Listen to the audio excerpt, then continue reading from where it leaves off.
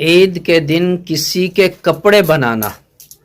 اب وہ کسی میں کئی آدمی شریک ہوتے ہیں،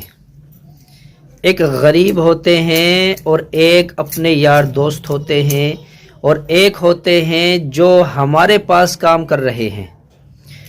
تو تینوں کی نوعیت الگ الگ ہے۔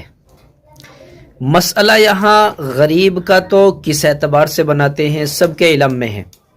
مجھ سے معلوم کیا ایک صاحب نے کہ جن کے یہاں ہم کام کرتے ہیں انہوں نے ہمارے لیے کپڑے بنائے، مٹھائی پہنچائی، تو یہ کیسا ہے؟ تو آپ یہ بات سمجھ لیجئے، پہنچانے والا، بنانے والا کپڑے چاہے غیر مسلم ہو یا ایمان والا ہو، وہ آپ کے لیے عید کی خوشیوں میں شریک ہونا چاہتا ہے، وہ آپ کو ہدیتاً تحفتاً کپڑے بنا کر دینا چاہتا ہے یا پھر